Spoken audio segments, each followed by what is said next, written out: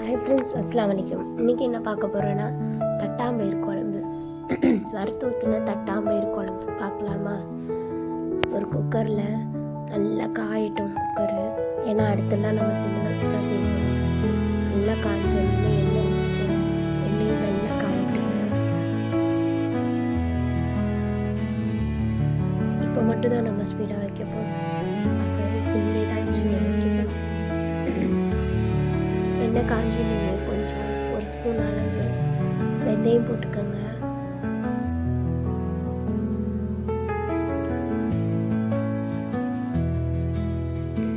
நல்ல தாராளமாக ஒரு ஸ்பூன் அளவு வெந்தயம் போட்டுக்கோங்க. கசக்காது.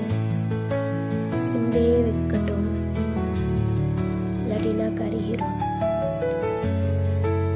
அடுத்து ஒரு ஸ்பூன் சீரகம் போட்டுக்கோங்க.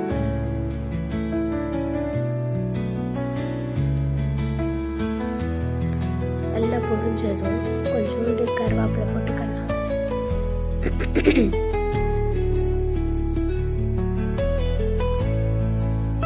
சிம்லே நல்லா பொரியட்டும்.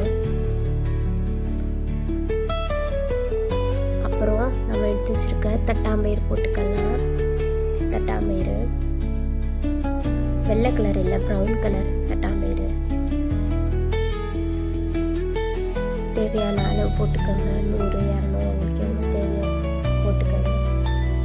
போட்டுட்டு நல்லா சிம்லேயே இருக்கட்டும், அதிகமாக வச்சிடாதீங்க.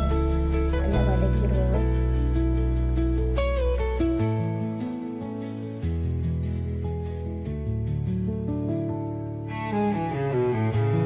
நல்லா இந்த கலர் இருக்கிறது நல்லா ப்ரௌன் கலராக சேஞ்ச் ஆகிடும். இப்படி வந்தனையுமே கொஞ்சோண்டு தான் வந்துருச்சு. அப்போ கொஞ்சோண்டு மிளகாத்தூள் மட்டும் போட்டுக்கிறோம். தனி மிளகாத்தூள் கலருக்காண்டியும்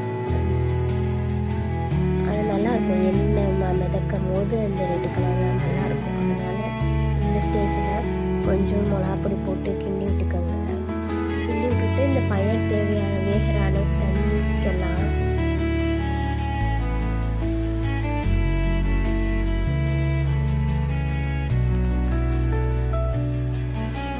தண்ணி ஊற்றிட்டு நம்ம குக்கரை மூடி வச்சு ஒரு விசில் மட்டும் விட்டு எடுத்துக்கரலாம். இப்போ நம்ம அரைக்கிறத பார்க்கலாமா? ஒரு ஜாரில் ஒரு தேங்காய், ஒரு அரை முடி அளவு தேங்காய் எடுத்துக்கோங்க. ஃபஸ்ட்டு தேங்காவை நல்லா அரைச்சிருவோம். அது அரைதான் லேட் ஆகும். நல்லா மையாக அரைச்சிருங்க. அரைச்சிட்டு நல்ல சின்ன வெங்காயம் 2 கனியும் 3 கை அளவு நல்ல சின்ன வெங்காயம் போட்டுக்கோங்க. தேங்காய் பொடியும் போட்டுக்கோங்க. அரைச்ச தேங்காய் பொடியும் சின்ன வெங்காயம் தாராளமாக போடுங்க. சின்ன வெங்காயம் யூஸ் பண்ணால் நல்லாயிருக்கும். குழம்புக்கு நல்ல டேஸ்ட் கொடுக்கும். 2 தக்காளி போட்டுக்கலாம். போட்டுட்டு குழம்பு மிளகா பொடி நம்ம வீட்டில் அரைச்சி வச்சுருப்போம். கூட்டு பொடின்னு சொல்லுவோம், குழம்பு மிளகா பொடி அப்படி சொல்லுவோம். நம்ம அரைச்சி வச்சுருப்போம்ல அந்த இது மிளகா பொடி போட்டுக்கிறோம். 2 ஸ்பூன் போட்டுக்கிடுவோம். அப்புறம் தேவையான அளவு உப்பு போட்டுக்கிறோம். இந்த குழம்புக்கு தேவையான உப்பு இப்பயே போட்டுக்கிடுவோம். போட்டு நல்லா பேஸ்ட்டாக அரைச்சிக்கிடுவோம். அப்போ இந்த குக்கரில் வேக வச்சது வெந்துச்சான்னு பார்ப்போம். பார்த்திங்களா, அந்த ரெட் கலரில் எண்ணெய் மிதக்குதுல, அது மிளகா பொடி போட்டனால தான் அந்த இது வரும். பயிர் நல்லா வெந்துருச்சு. இப்போ நம்ம அரைச்சி வச்சுருக்கோம்ல தேங்காய், தக்காளி, வெங்காயம், குழம்பு மிளகா பொடி, உப்பு எல்லாத்தையும் போட்டுருவோம்.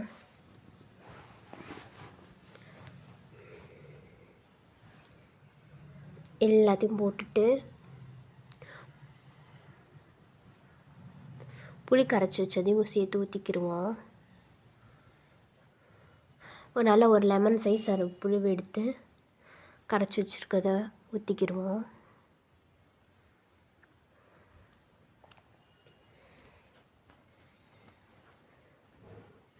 ஊற்றிட்டு அடுத்து நம்ம ஜாரில் கழுவி ஊற்றிக்கிடுவோம் அளவளவாக. ஏன்னா நான் அதுலேயும் தண்ணி இருக்கும்ல, குழம்புக்கு தேவையான அளவுக்கு ஜாரையும் கழுவி ஊற்றிவிட்டு நல்லா கொதிக்க விடுவோம்.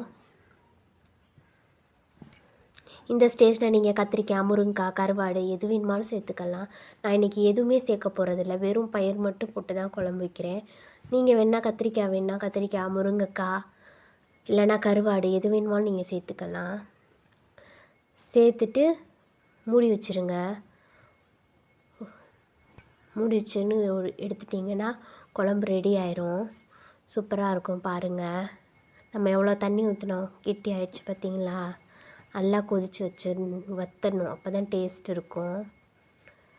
சூப்பராக இருக்கும். நீங்கள் உங்கள் வீட்டில் ட்ரை பண்ணி பாருங்கள். இன்றைக்கி எங்கள் வீட்டில் என்ன சாப்பாடு பார்க்கலாமா? இதுக்கு நல்ல காம்பினேஷன் சுட சுட வெள்ளை சோறு அதோடு ஊற்றி சாப்பிடும் போதும் சூப்பராக இருக்கும். முட்டைக்கோஸ் பொரியல் களியோட சூப்பராக இருக்கும். கேப்பக்களியோடலாம் சூப்பராக இருக்கும்.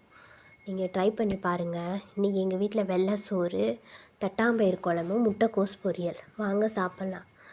நீங்கள் ட்ரை பண்ணி பார்த்துட்டு கமெண்ட் பண்ணுங்கள். அஸ்ஸலாமு அலைக்கும்.